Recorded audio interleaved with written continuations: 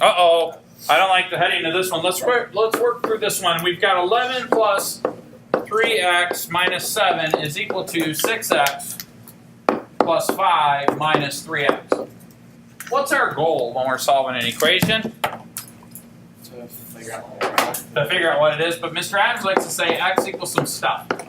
Right? Now, how do we get that? Like the first step here is? No. How do we do that in general? combine like terms and inverse operations. Yeah, we're just going to do inverse operations. I like the fact that he mentioned that we'd have to combine like terms. So combining like terms makes our life a little simple. What he said was basically we got to do something with those. If I do that, 6 minus 3 is 3x plus 5. And then over here, I've got 11 minus 7, which is 4. So I get 4 plus 3x.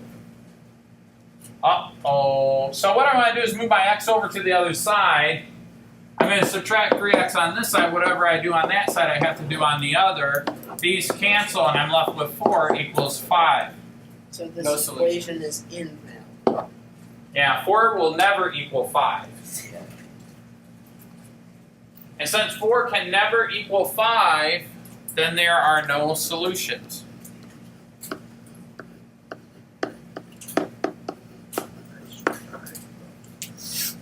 If we can't make it look like x equals some stuff, that's it.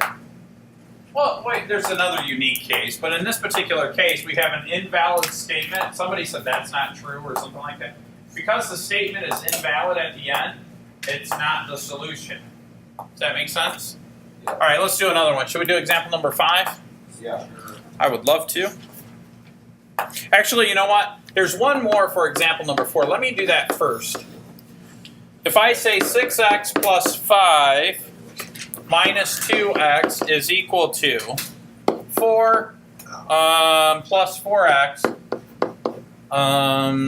plus 1.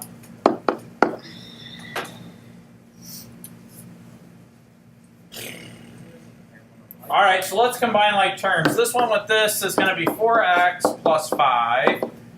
This one with this one is going to be 5 plus 4x. Infinitely many solutions. Well, yeah, hold on, relax. Let's solve it all the way.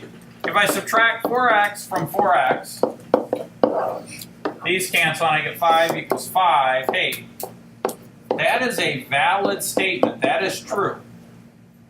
But I eliminated all the x's. Now, it is infinitely many solutions because they're basically the same statement, right? You basically have the same equation. They're just written backwards. And we know from the properties of real numbers that we worked on the other day that you get the same answer no matter what. What that means is if I take 4 times 2 plus 5, that would be the same as 5 plus 4 times 2, right? So no matter what I plug in here, I have to plug the same thing in here, and it will always equal. I could just rearrange the second one and say 4x plus 5 is equal to 4x plus 5.